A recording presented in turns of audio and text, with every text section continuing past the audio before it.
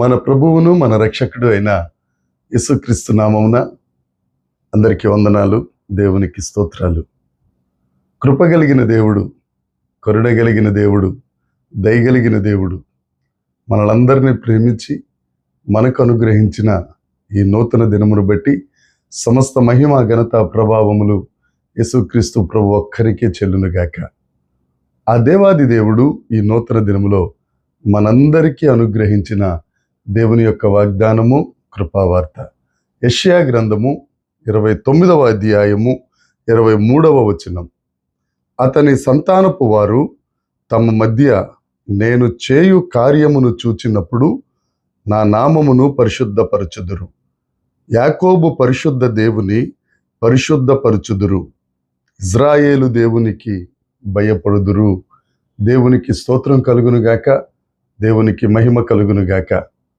మన ప్రభు అయిన యేసుక్రీస్తునందు అత్యంత ప్రియమైన దేవుని జనాంగమా, మన దేవుడు మనలను ఆశీర్వదించే దేవుడు, మన మధ్యన తన కార్యములను జరిగించే దేవుడు.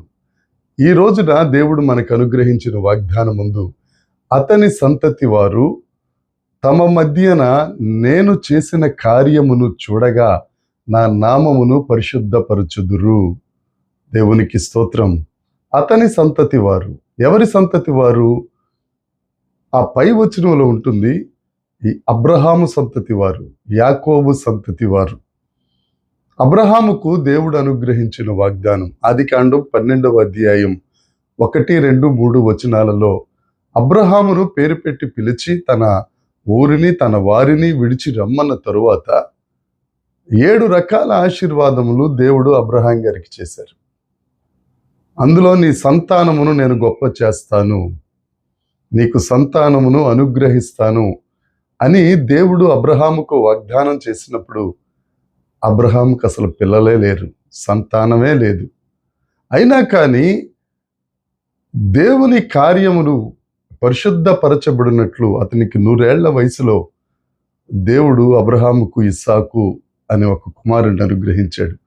ఇస్సాకు ద్వారా యాకోబు నుంచి ఇక ఇజ్రాయేలు సైన్యం అనేది, సమూహం అనేది అభివృద్ధి చెందటం ప్రారంభమైంది.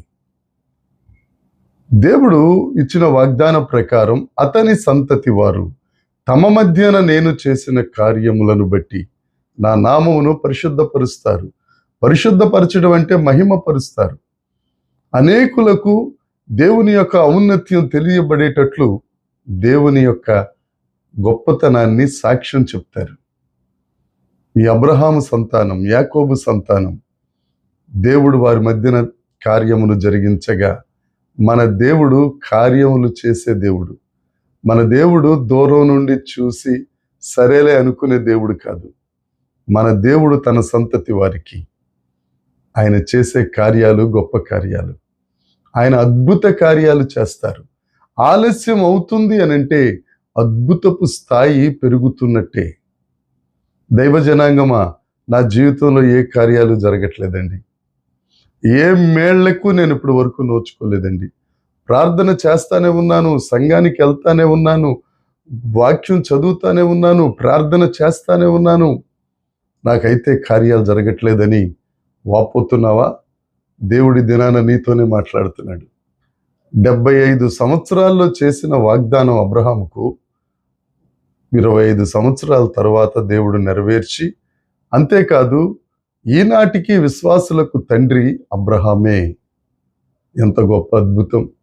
అదే దేవుడు నీతో మాట్లాడుతున్నాడు.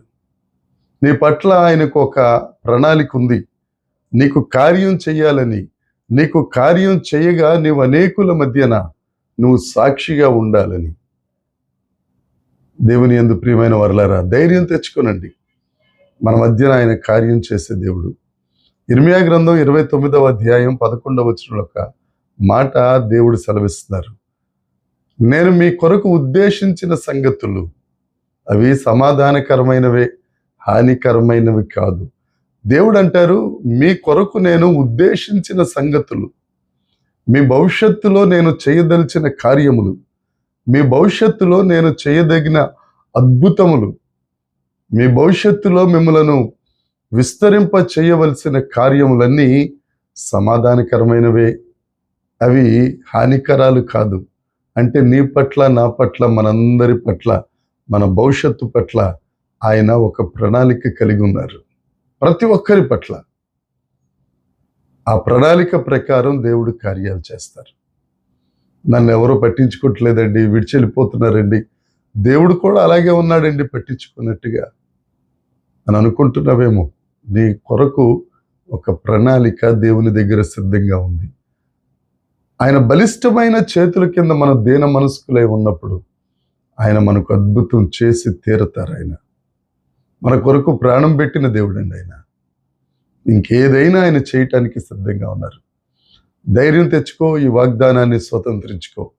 దేవుడు నిన్ను తప్పక దీవిస్తారు. నీ మధ్యన ఆయన కార్యం చేస్తారు. నీవు ఆయన నామాన్ని పరిశుద్ధపరుస్తావు.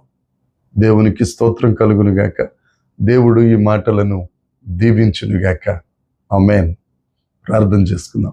పరలోకమందున్న మా తండ్రి, పరిశుద్ధుడా, కృపగలిగిన యేసయ్య, మీకు వందనాలు. ఈ దినాన మీరు మాకు ఇచ్చిన వాగ్దానాన్ని బట్టి, మా మధ్యన మీరు చేస్తున్న కార్యమును బట్టి నీకు వందనాలు చెల్లిస్తున్నాం.